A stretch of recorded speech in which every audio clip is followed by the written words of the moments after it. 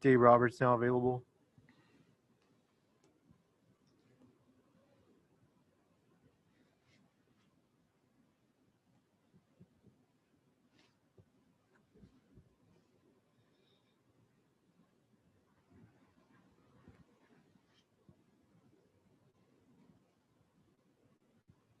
First question's from Alanna Rizzo. Go ahead.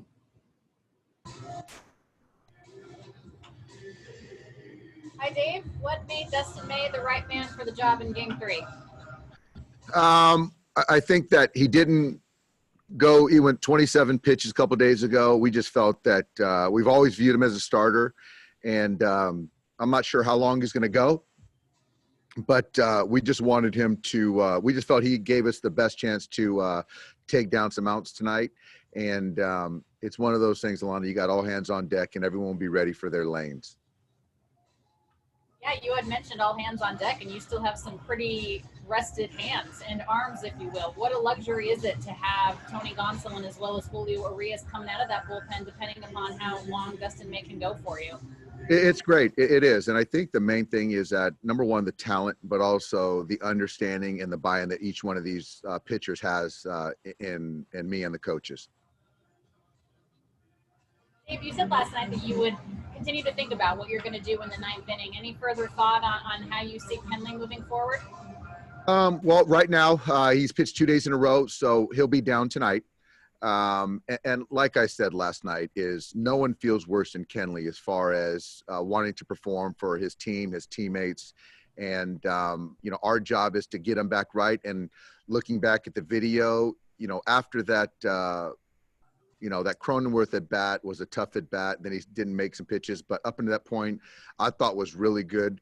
And I think for me, we just got to continue to build that confidence in him and know that, whatever that game situation calls for, when his number's called, those outs are valuable, and be ready.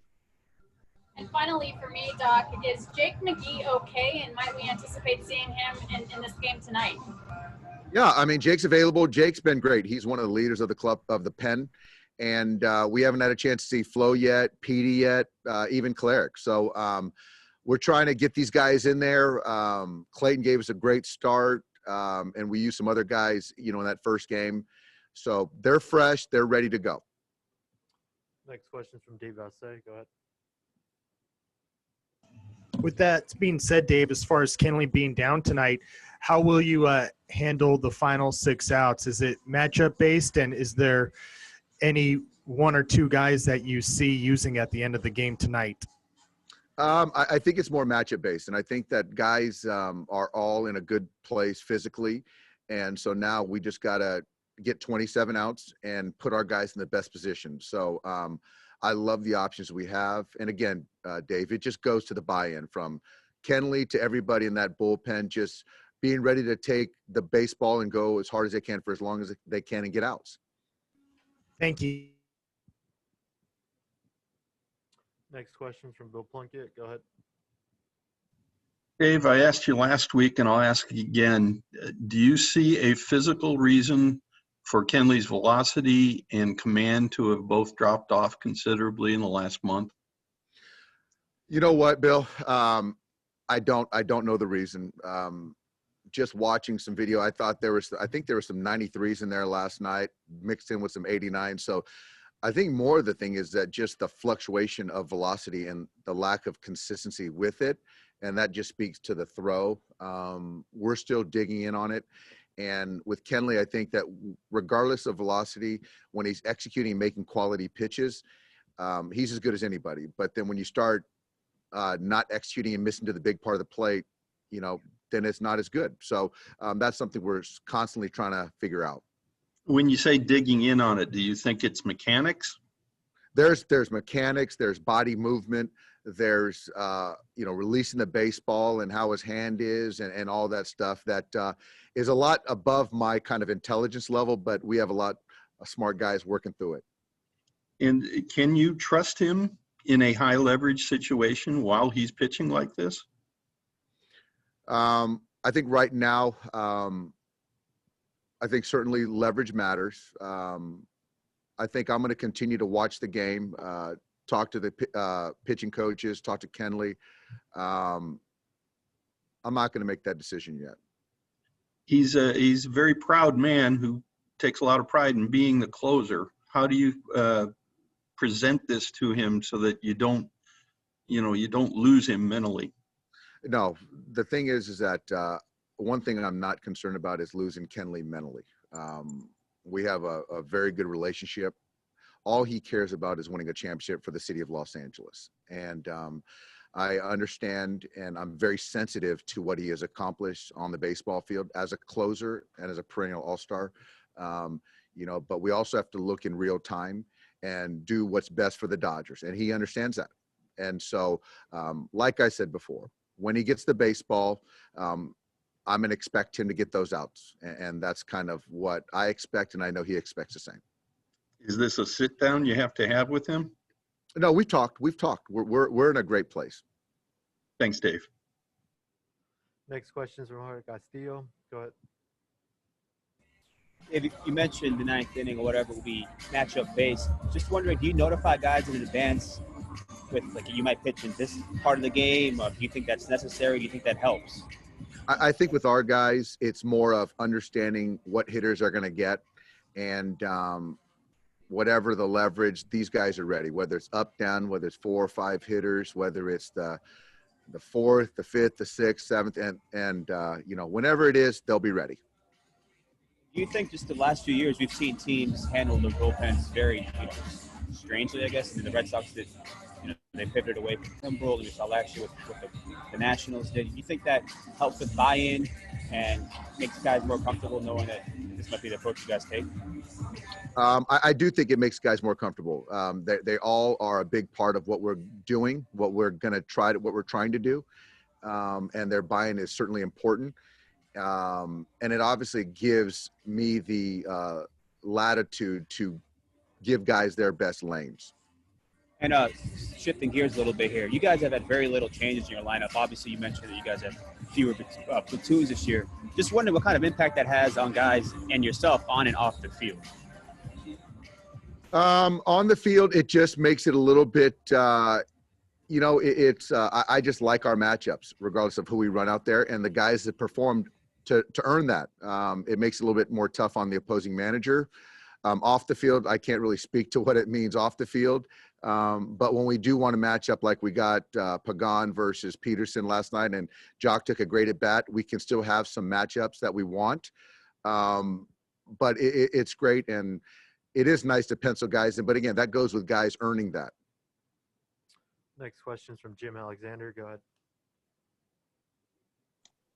Yeah, Dave, one more thing on Kenley. During the middle of the season, it's probably easier to work with a guy and work through things. How much more difficult is it to do so at this time of year when you've got little margin for error?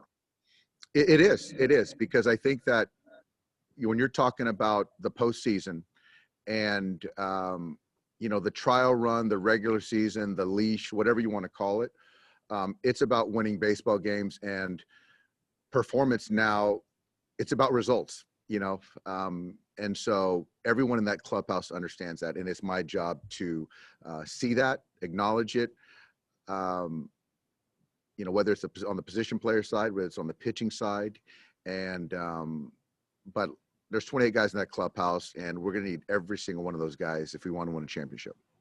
Have you had those hard conversations before in postseason? They understand it. Yeah, I have. And but the great thing about our guys, Jimmy, is that they understand that the only thing that matters is bringing a championship back to Los Angeles.